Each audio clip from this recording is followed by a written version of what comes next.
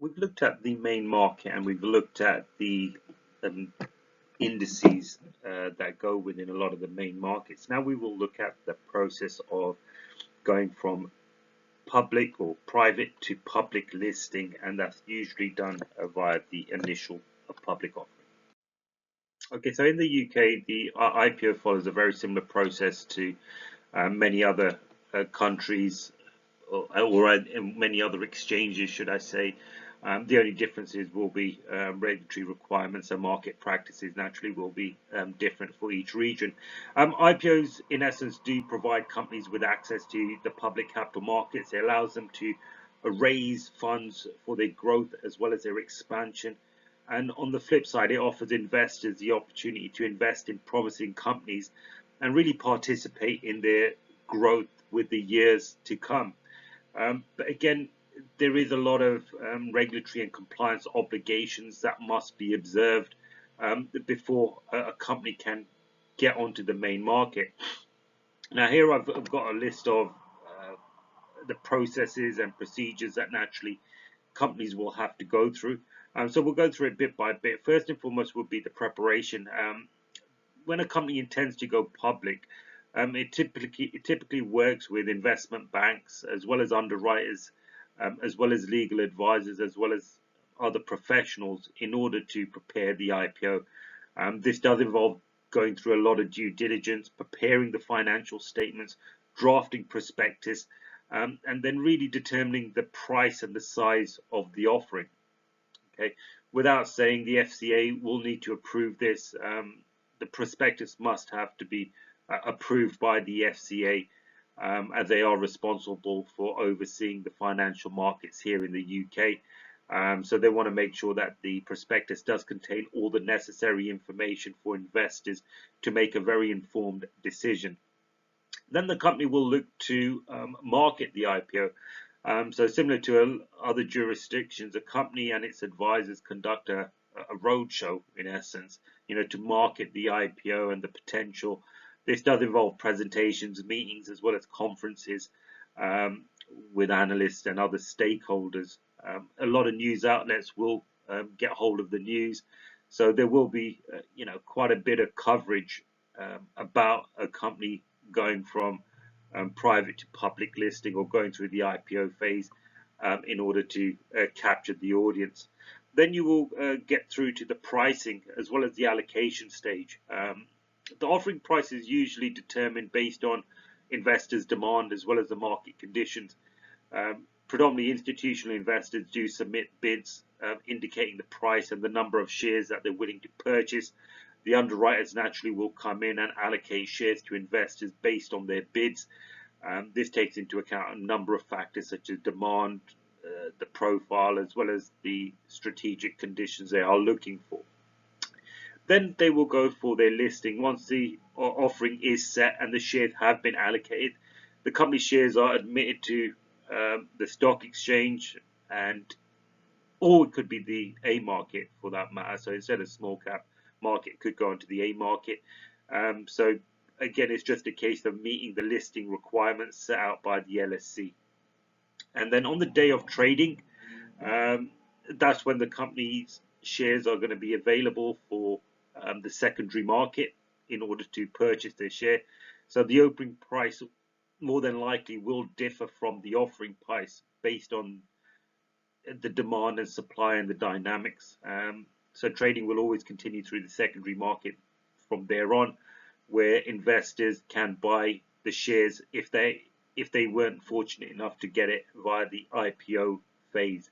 And then naturally post IPO, the company is going to be subject to a lot of ongoing regulatory obligations, including the reporting requirements by the FCA as well as the LSC.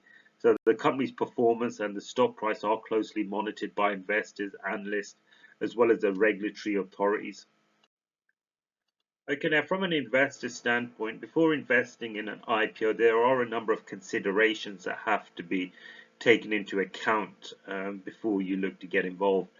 Here in the UK in particular, we have had, our last number of years, record number of companies listed on the London Stock Exchange or the A market, but that naturally has changed recently, as a lot of companies may be more in favor of being listed on more expanded exchanges and markets, such as over in the US. So, um, it's important to research well. So, I've naturally listed a number of categories you may want to consider before, um, investing in a company. Um, so yeah, we'll fire straight into it. First and foremost, will be research the company. Company information is important. Investors should thoroughly research any company that's looking to go in public. That does include the business model, industry dynamics. Where is it compared to its competitors? How well have they performed financially, and what are their growth prospects? A lot of this information will be in the prospectus, so it's very easy to find. But doing research outside of that would be essential, as well as looking at the management team. Look at assessing the experience and the track record of the company's management team is crucial. Investors should really evaluate whether the management team has the expertise as well as the vision to execute the growth strategy that has been mapped out in the prospectus.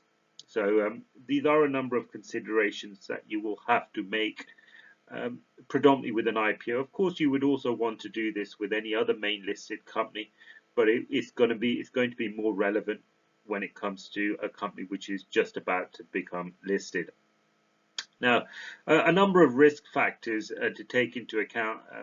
The prospectus will disclose various risk factors that will potentially impact a company's future performance and the stock price. So investors should carefully review these factors and consider, how they may affect their investment, and does it align with their element of risk tolerance. So, liquidity risk, market risks are two of the most important factors.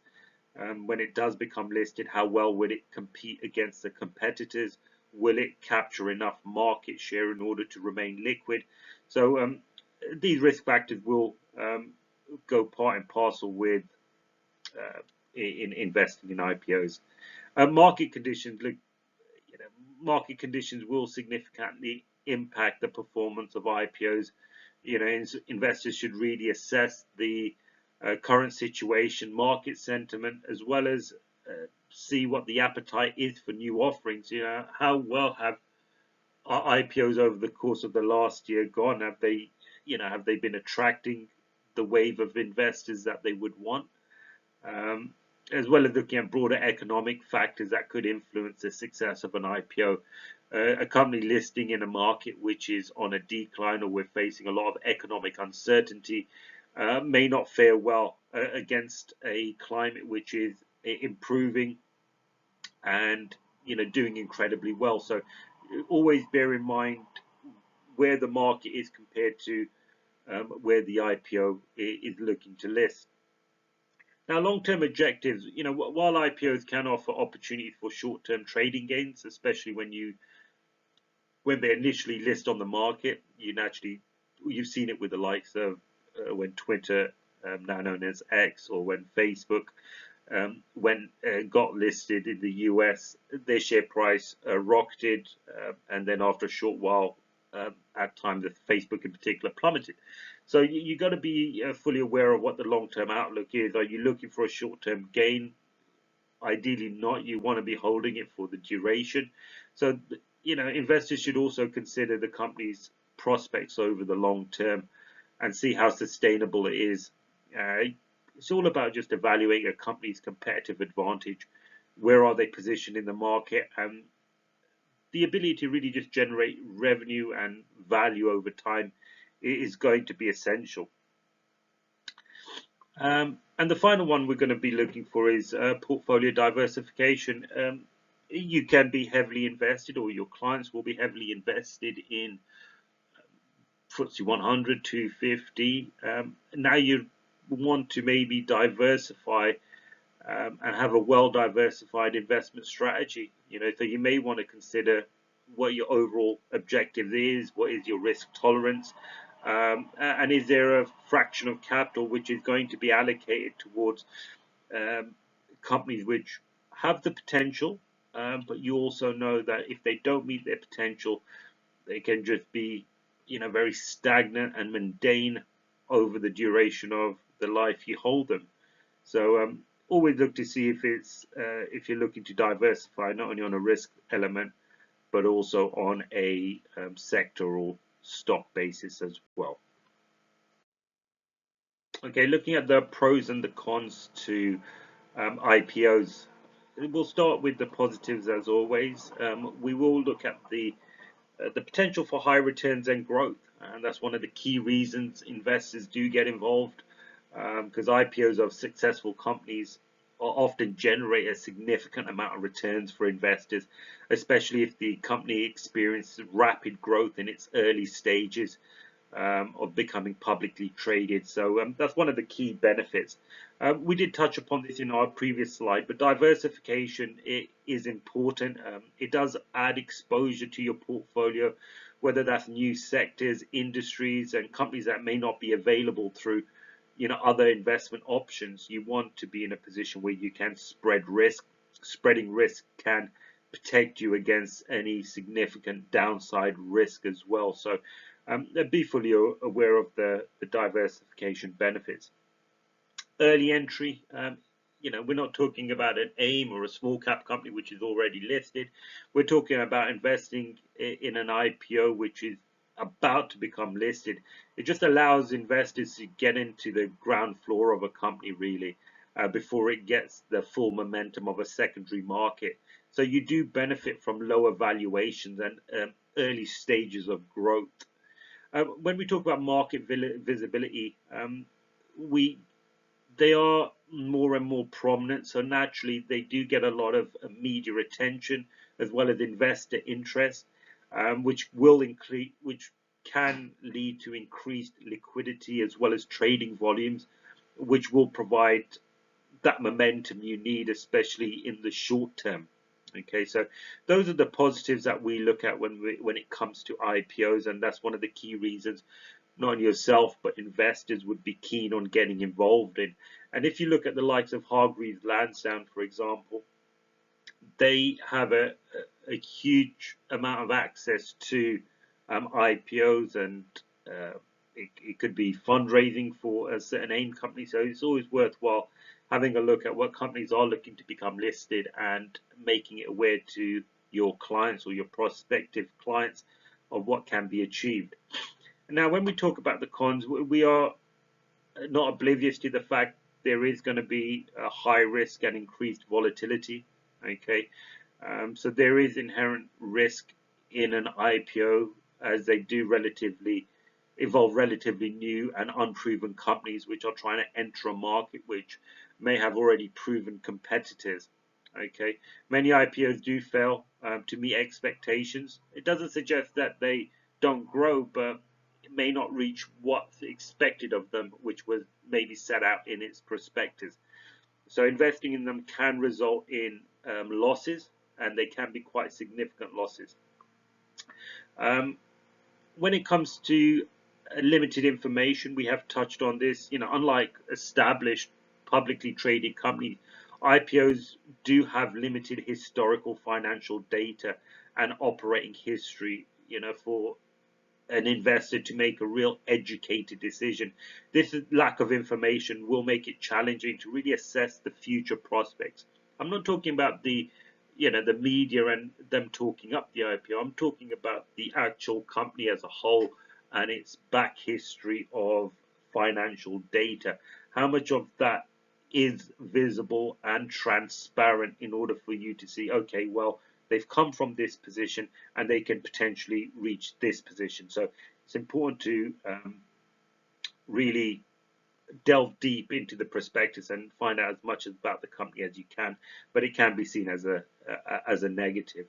And natural underperformance, research studies have shown that on average IPO stocks do underperform the broader market over the long term. So while some IPOs may deliver serious returns, others will fail to live up to expectations and may outperform or even decline in value over time. So the way we tend to look at it is you can have a basket of, for example, 10 IPOs. You probably only need one or two of them to do very well, and that can transform your overall portfolio. And that's the same view we may have with AIM companies. You're not always going to get it right, but the way we look at it is making educated decisions. And when you are speaking to your clients, it is all about, not making them think you know it all, because you don't. No, none of us do. It is going to be a case of making educated decisions, and that educated decision will be based on research and information which is relevant to their objectives. Okay, so do bear that in mind.